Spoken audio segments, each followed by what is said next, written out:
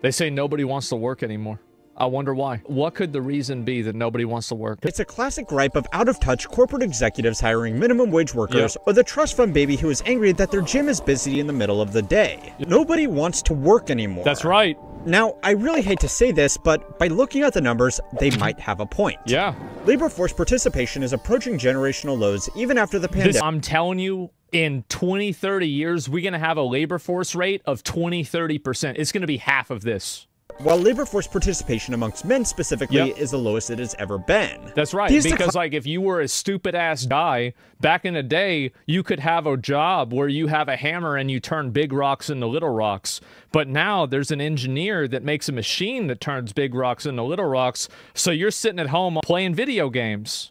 Have been happening at the same time that unemployment is theoretically quite low. The reason why the unemployment is extremely low is because it's being represented without including people that have exited the job market. That's the reason why it looks really low, probably. These numbers are confusing at best or downright misleading at worst. Of course, people just don't want to go to work. There was a poll I read a long time ago. Only like 18% of Americans feel engaged when they're at work. I hate my job! Who the is this girl? Oh my God.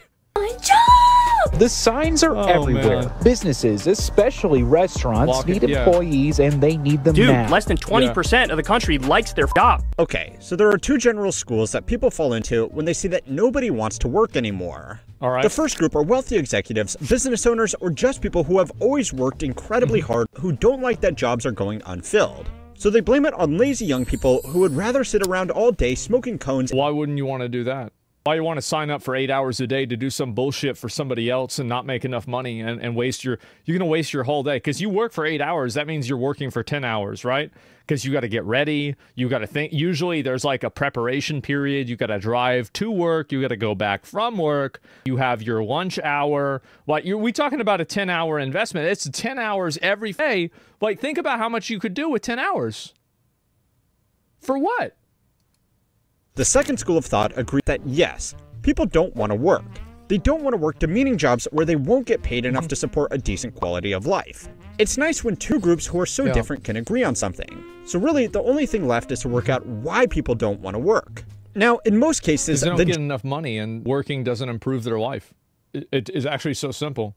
Like if somebody could work and then they could buy a mansion in LA, they'd work. If Burger King paid a wage that allowed you to buy a mansion, there would be 1 million people signing up to work at Burger King. It's so obvious. What is this? Or just a house. Yeah, just a house. Jobs that nobody wants to work fall into one of three categories. The first are jobs that are just paying well below market rates given the experience or the location required. Businesses aren't going to be able to fill a full-stack senior development role in Silicon Valley for $50,000 a year plus equity in their questionable pre-seed startup. Probably not. But there are still plenty that try. Even entry-level jobs that pay minimum wage in very high cost of living areas are going to be much harder to fill in a city where even finance bros are living in shared housing. Now, hot take alert. But just like there are no shortage of crappy businesses and managers that expect to pay workers nothing for world-class skills and experience, there are lots of workers who expect world-class pay with little or no marketable expertise. One of the most insightful pieces of data on this— Yeah, because they're stupid. That's the reason why. People don't have any skills, and why are people going to give you a bunch of money if you can't do anything? Issue is this recent survey right here. It asked a selection of Americans what they considered to be the minimum salary they would need to be financially successful. Now, most of the responses to these numbers have been laughing at the Gen Zs just entering the workforce who think that almost $600,000 a year is a realistic salary goal. Because for most people, it just isn't. Yeah, that's a lot. I mean, so you think that you need to make $600,000 a year to be financially successful? That's probably a bit much.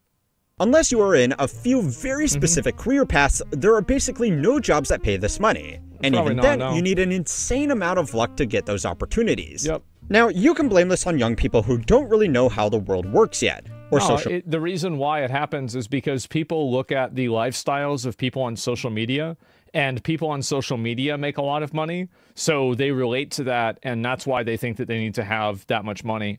Do you admit this is kind of your fault? I mean, I don't really like showing off money or doing anything like that. I mean, I think you can live fine. You know, if you make 100K a year, I feel like you can live totally fine. Probably even less than that. I mean, there's a few places in the country where like that wouldn't be enough, but it's like really just a few.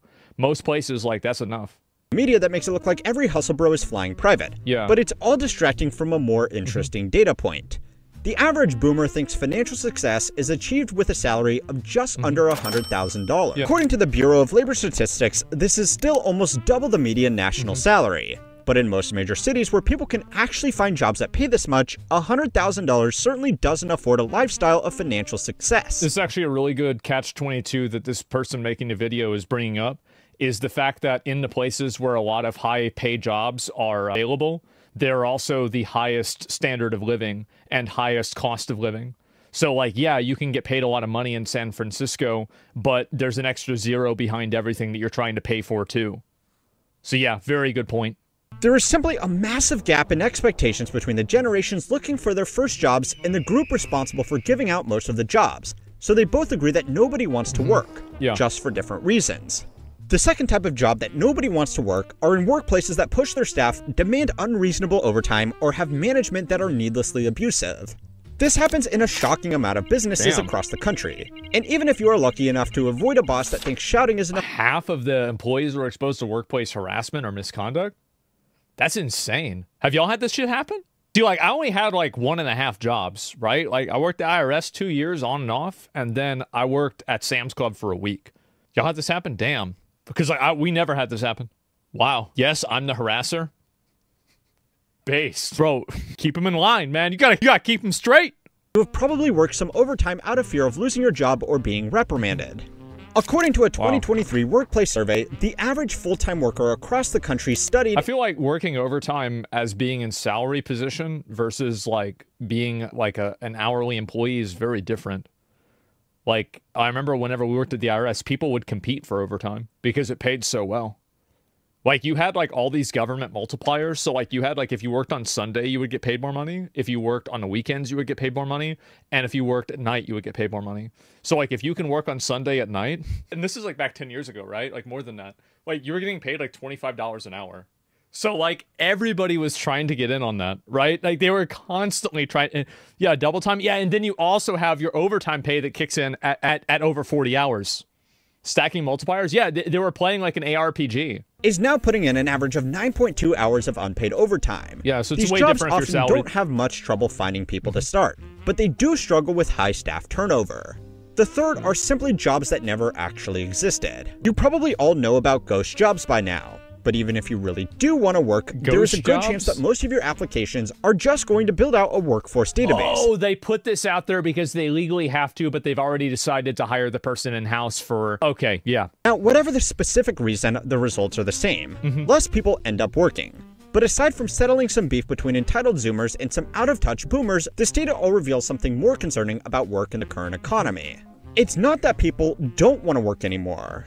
They simply can't afford to.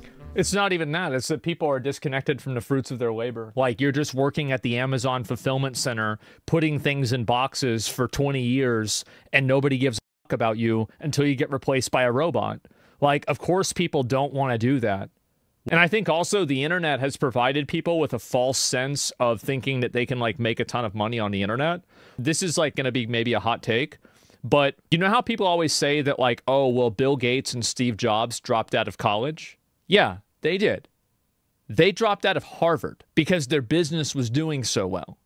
You can't apply this to you dropping out of community college or your local state university because you don't want to take the math class again for the third time. So you have a lot of people that are trying to compete on like on an international level on the internet, and they're not willing to put in the work for it. They're not willing to be creative. A lot of people don't understand how to make money. Fundamentally, making money is finding a need and then solving the problem and then getting people to pay you to solve that problem for them, right? That's basically what almost all ways of making money are. So people don't really understand that. And because of that, they try to go on the internet and make money and they can't do it. People that you really see succeed in anything are almost always the people that are working at it constantly. A lot of people think being self-employed is like a, you know, it's like a free blank check to just, oh, well, I can just work whenever I want. But if you do that, you're not going to be self-employed for very long. So it's time to learn how money works. There are millions of people out there that think nobody wants to work because they couldn't hire someone with 20 years of experience on a programming language that has only been out for 5 years for $15 an hour. Yeah. There are also people who don't want to work because they think unless they are offered 6 figures in their first roll out of high school, it's not worth their time. Yep. And they would be better off sitting at home working on their NFT dropshipping business. Maybe they would be. Maybe they would be. The thing is, like, I never shit on anybody who's trying to hustle and make money. I know that as a kid, I was hustling, trying to make money at like 5 years old. And so by the time I was in middle school, like I was already making money like 5 or 6 different ways. My mom would buy me a lot of video games, but I'd also buy a lot of my own video games. That's what I spent all my money on. If you think that you can do something successful as an individual, you should always go for it. Both of these groups definitely exist in shockingly large numbers. But even though it's really fun to make fun of both sides, it distracts from the much more important reason why labor force participation is getting worse. If you look at labor force participation and exclude the youngest generation of workers and the oldest generation of workers, it's actually approaching all-time highs, which really makes sense when you think about it. It's common for both men and women to work full-time these days, and for most households, it's simply a financial necessity. So yeah, even if people don't want to work anymore, they kind of are stuck doing it anyway. The reason labor force participation has fallen off in general, though, is because the average is being dragged down by a lot of young workers and old workers. The old workers are the easiest to explain. As people started living longer, retirement ages were pushed back, and more of the population began working in non-physical jobs. As a result, a larger share of the population over 55 remained in the workforce. This has started to reverse, though, as self-funded retirement systems and general asset prices have allowed a lot of over 55s to step back from the labor force, especially after COVID, as a lot of people received severance packages and decided that an early retirement was better than going back to the office. Labor force participation from young people just entering the workforce either out of high school or college is also pulling down the average, just for different reasons. More people than ever are getting a college degree, which means they are starting to work later. And fewer people are working part-time jobs while they study because for many, it's simply not worth it given how much debt they are going to be in when they graduate anyway. Yeah, it's because people don't want to do it. I think that like what's happened also is that people have just kind of given up on thinking that if you work hard, you're going to be successful. And I think it's kind of a toxic mindset to have, but I feel like a lot of people do have it. And because of that, you have nowadays, people just don't give a fuck.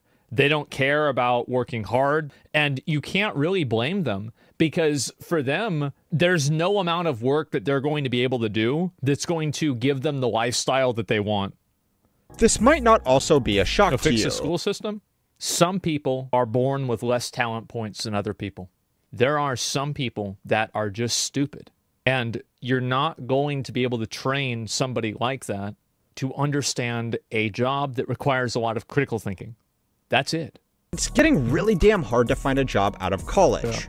A few months ago, a post from a professor at Berkeley made the rounds after it spoke about his top students from a top college struggling to find work in technology, an industry that was hiring highly intelligent graduates like this as fast as they could make them just 24 months ago. I think that also another big component for this too is that if you, like for those of you guys that are business owners, would you want to hire somebody who came out of a really good university or somebody who's self-taught, self-motivated, and has been coding ever since they were 9 years old? Here's really what the point is. The point is that going to university, what you learn in a lot of cases is probably not as, like a lot of what I learned, let's say 10 years ago, or even like, 5 years after I graduated, that stuff didn't have any relevance anymore. It wasn't important. So you have people that in a lot of cases, and this is especially true with like business school, where a lot of classes in business school, especially undergraduate classes, are a complete waste of time. They basically created terminology to fill up the space of a class time. The lack of quality of universities to like deliver quality candidates is a big issue. And I think the reason why it happens, especially with tech, it's because the field moves so fast that what you learned in freshman year probably isn't relevant by the time you graduate. That's the truth. It might not be the most logical thing to do, but a common reaction from people who can't land a job with a degree they got to make them more employable is to just go get another degree. My friend did, yeah. He had over $100,000 in debt by the time that he finished. Now, like nowadays, like he's working, I think he's up in like Chicago, something like that. And he just had a kid recently. He's probably making like $250,000 a year now, right? Like he's fine. But man, there's a lot of people that don't have that. Masters and PhD recipients has grown even faster than people getting an undergraduate degree, because that's now normal to stand out in a highly competitive job market. And to be honest, it's a nice way for people to avoid the reality of the job market for another few years. They think that they're going to wait it out and then the economy will be better in 4 years. Advanced degree means people aren't in the labor force, which pulls down the average to look worse. Finance and tech have become one of the last escape ropes for people to make a deal with the devil to get out of these areas with little to no opportunities. Here's the truth, is that if you're getting into a field because you want to make a lot of money, you probably don't have any intrinsic interest in the field, which means that you're probably not going to be very good at what you're doing, which means that you're going to get beat out by people that do have intrinsic interest in it, and they're going to beat the shit out of you. Thanks for watching. Make sure to like and subscribe to keep on learning how money works. I actually think that what's going to end up happening is that there are going to be so many jobs that become automated that you're no longer going to be able to expect to have a job. And when that happens, then you're going to see more conversations about universal basic income. We are speed running into neo-feudalism. And I think it's already started to happen now, but it will become more apparent in the future.